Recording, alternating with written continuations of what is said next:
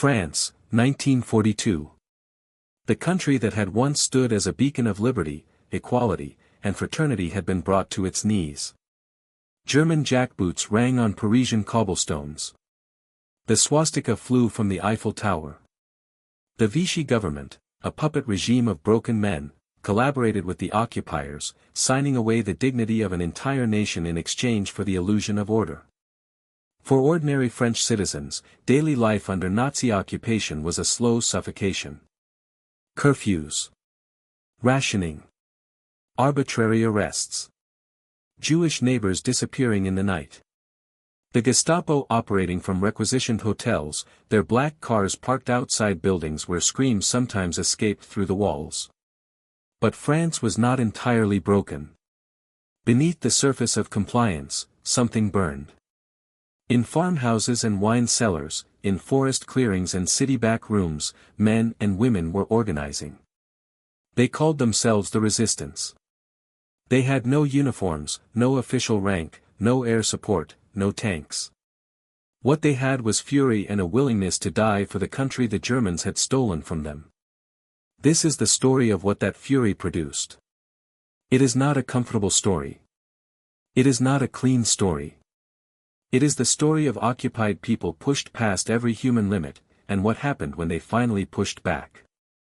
The French resistance was never one organization. It was dozens of separate cells, networks, and movements operating independently across a country the size of Texas. They ranged from communist militants to devout Catholics, from aristocrats to factory workers, from teenagers to grandmothers. What unified them was not ideology but outrage. The earliest resistors were individuals acting alone. A printer who altered German propaganda posters. A teacher who hid Jewish students. A railway worker who quietly sabotaged a shipment. These were not soldiers. They had no training, no weapons, no network. Many were caught within weeks and executed or deported to concentration camps. But as the occupation deepened and its brutality became undeniable, the resistance grew. British SOE began parachuting agents and weapons into France. The Free French forces under de Gaulle provided political legitimacy from London. And inside France, hardened men and women formed fighting units, the Maquis, named after the dense scrubland of southern France where they hid. The Maquis were not guerrilla soldiers in the romantic sense. They were hungry, cold, poorly armed, and hunted constantly. Every day they survived was a victory. Every German soldier they killed was a blow struck for a country that had been told it was finished. They were told many things that turned out to be wrong.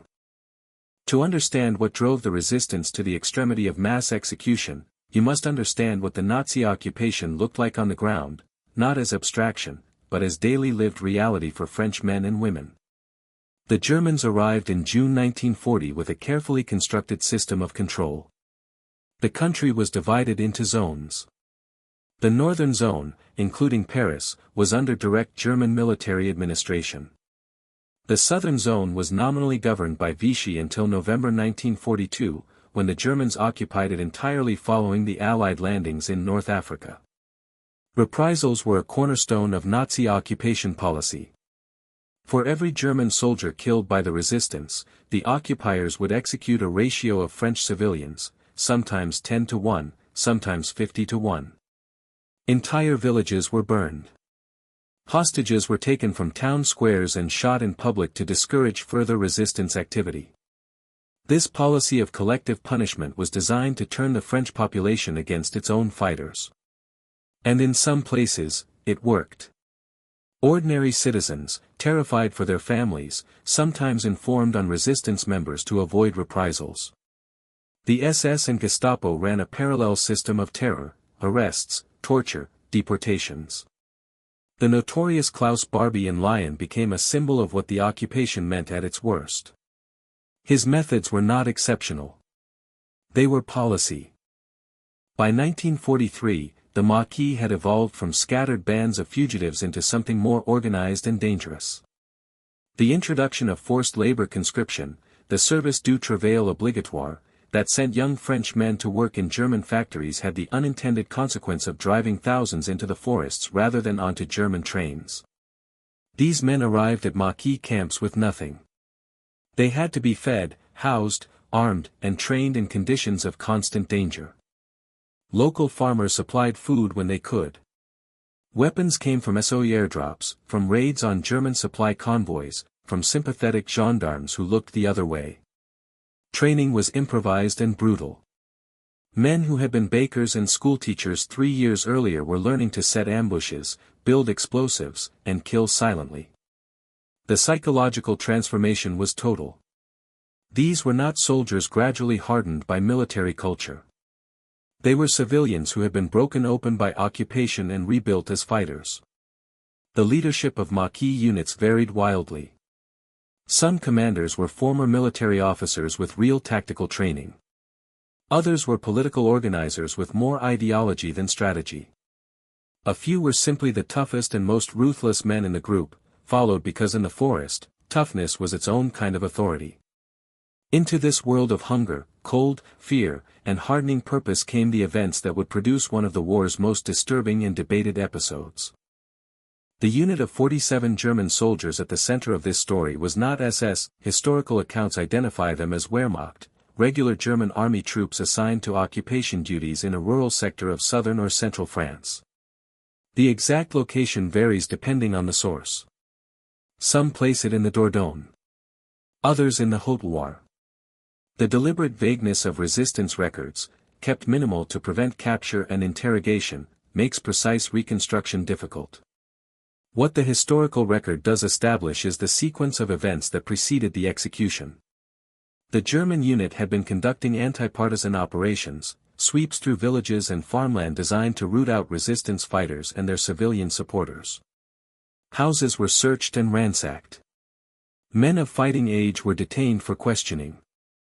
Those suspected of resistance ties were beaten, sometimes in public, as a warning to others. In several documented incidents from this period, detainees were executed after interrogation without formal trial. In the weeks before the execution, resistance intelligence had tracked this unit across multiple villages. They had watched what the soldiers did. They had counted the bodies left behind. They had received accounts from survivors of what the sweeps looked like from the inside. By the time the Maquis moved against the unit, they were not acting in anger alone. They were acting on accumulated evidence of what these specific soldiers had done. The resistance did not stumble into contact with this German unit. They hunted it.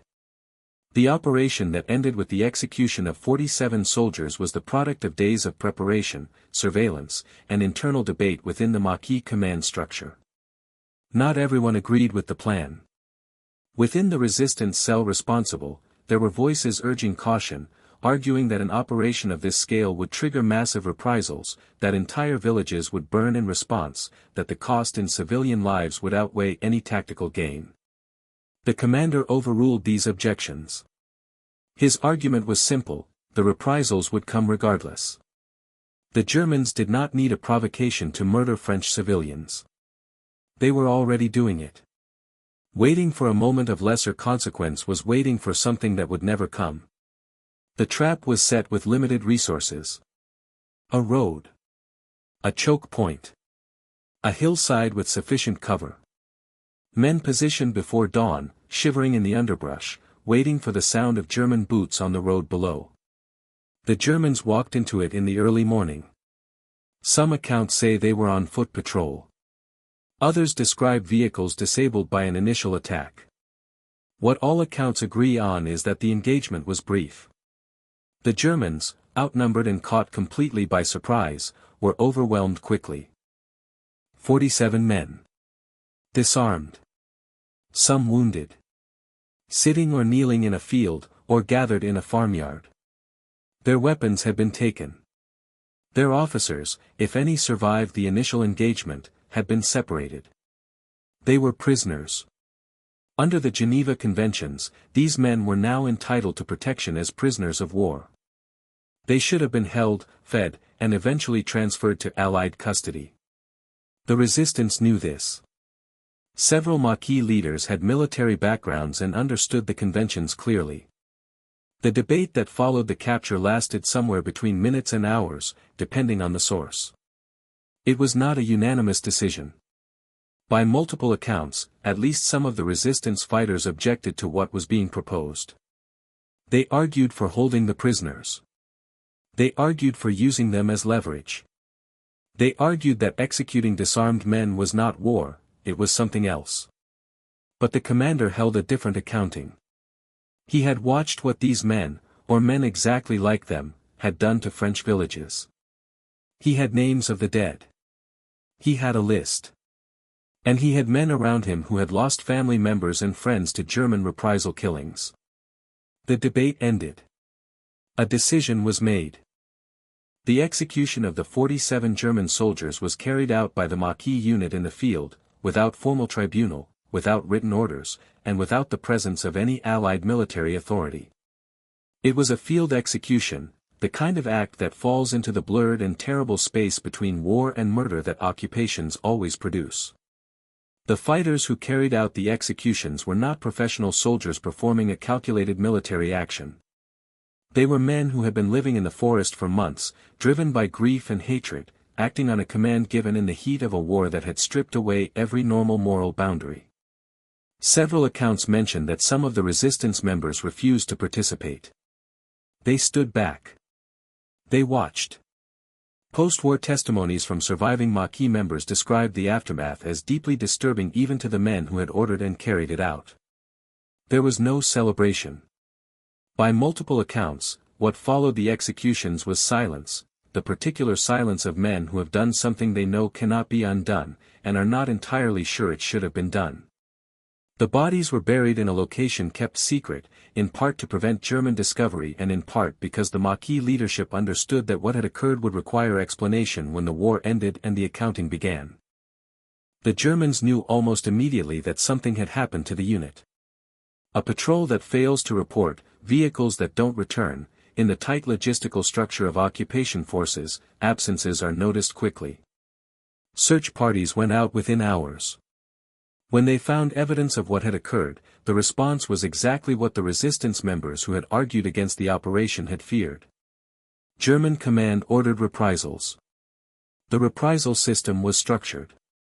Officers at the regional level had established ratios, how many French civilians would die for each German soldier killed. 47 soldiers represented a catastrophic number by that calculus. The potential civilian death toll from full reprisals was staggering. What actually happened in the aftermath, how many civilians died, which villages were targeted, is a matter of historical dispute. Records from this period are incomplete, deliberately destroyed, or compromised. What is documented is that the Maquis cell dispersed immediately. The commander moved his people fast and far, splitting the group into smaller units that were harder to track and connect to what had occurred. Some fighters melted back into civilian life. Others moved to different operational areas. The forest closed over what had happened. For a time. The execution of 47 disarmed prisoners sits at the exact center of every moral argument about resistance, occupation, and the limits of legitimate violence. It cannot be resolved cleanly. Anyone who tells you it can is selling you something. On one side, these were soldiers of an occupying army that had committed documented atrocities against French civilians. The unit had participated in anti-partisan sweeps that killed innocent people. Executing them was not murder, it was justice delivered by the only court available in occupied France. On the other side, they were prisoners. Disarmed. Helpless. Whatever they had done before the moment of their capture, in that moment they were entitled to protection. Killing them was a war crime, the same category of act that the resistance was fighting against. Two wrongs do not produce a right. Both arguments are serious. Both are made by serious people. The men of the Maquis who carried out the executions were not monsters. They were human beings in an impossible situation, acting on the accumulated weight of years of horror, making a decision that cost them something. You can see it in the testimonies of those who survived long enough to give them. History does not offer absolution here. It offers only the record, and the question, what would you have done? The story of the 47 does not exist in isolation. It sits within a vast landscape of similar events, actions taken by resistance movements across occupied Europe that crossed the line between warfare and extrajudicial killing, and the debates those actions provoked. In Yugoslavia, Tito's partisans executed prisoners routinely and were celebrated as heroes by the Allied powers who supplied them. In Greece, Elis fighters carried out mass killings of collaborators and prisoners. In Italy, partisan bands executed German soldiers and fascist militia members in ways that post-war courts eventually classified as war crimes. The pattern was consistent: occupation produces resistance, resistance produces atrocity, atrocity produces counter-atrocity, and somewhere in the spiral, the categories of soldier, criminal, and victim become impossible to keep clean. French civilian witnesses to the events offered a range of reactions when interviewed post-war. Some expressed outright support, relief that the men who had terrorized their villages were dead. Others expressed horror at the reprisals that followed and the civilian deaths that resulted. A significant number expressed a more complicated emotion: gratitude mixed with guilt. Gratitude that someone had fought back. Guilt that it was not them. And underneath both, a grief for the world the occupation had destroyed, a world in which such choices had never needed to be made. When France was liberated in 1944, Paris in August, the rest of the country over the following months, the resistance emerged from the shadows into a complex and often painful new reality. They had fought. They had suffered. They had won. And now they had to live in a country that needed to rebuild not just its infrastructure, but its sense of itself. The post-war purging of collaborators was often violent and chaotic, another wave of extrajudicial executions that mirrored in disturbing ways the actions the resistance had taken during the occupation. An estimated 10,000 people were killed in extra-legal proceedings across France in the liberation period. In this environment, the story of the 47 German soldiers was not widely publicized. The Maquis members who had been present gave varying accounts to investigators. The French state, in the process of reconstruction and reconciliation, had limited appetite for prosecuting its own heroes.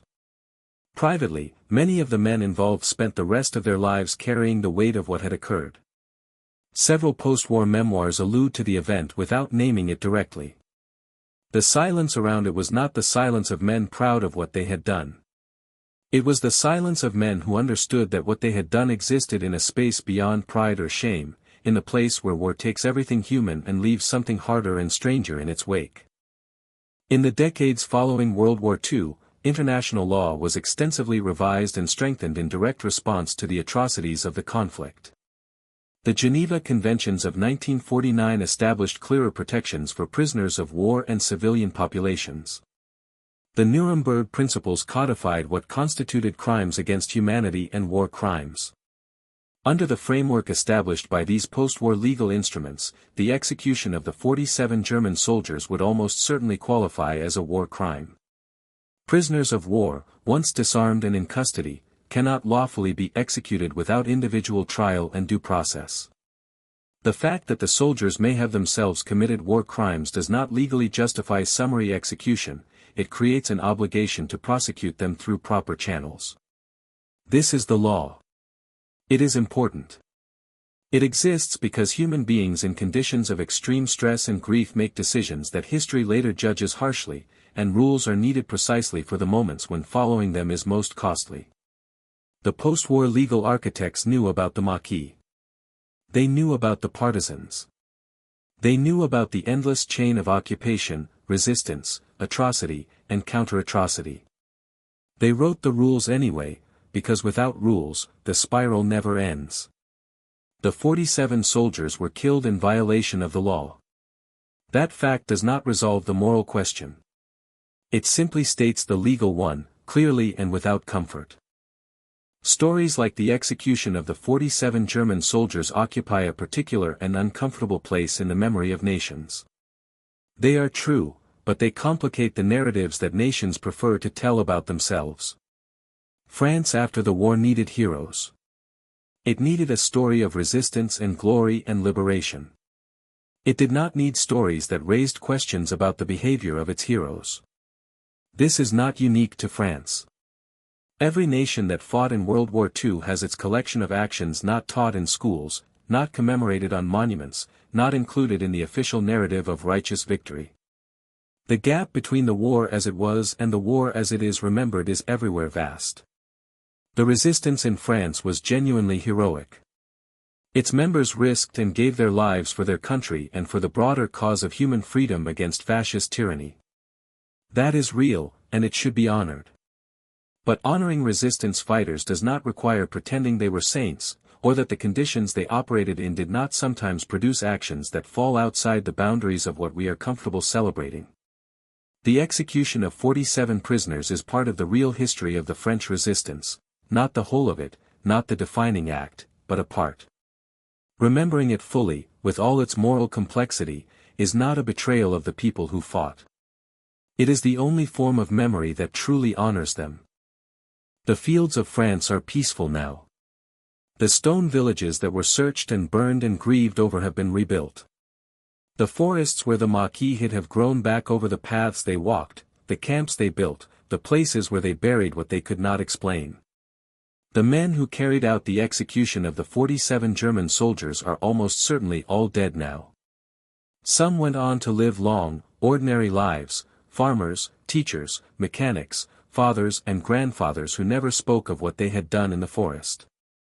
Others were consumed by it, by the memory, by the nightmares, by the question that has no answer. What remains is the record. Incomplete, contested, uncomfortable. A unit of soldiers who committed war crimes during an occupation, caught and killed by men who had watched those crimes, men who made a decision in a field that the law condemns and that human understanding can at least begin to reach toward. The French resistance did not win the war alone. But they kept something alive in the darkest years, a refusal, a fire, a stubborn insistence that occupation was not the final word on what France was or what its people were capable of. That fire burned at a cost. Some of that cost was paid in the blood of the 47. Some was paid in the souls of the men who killed them. History does not offer clean endings.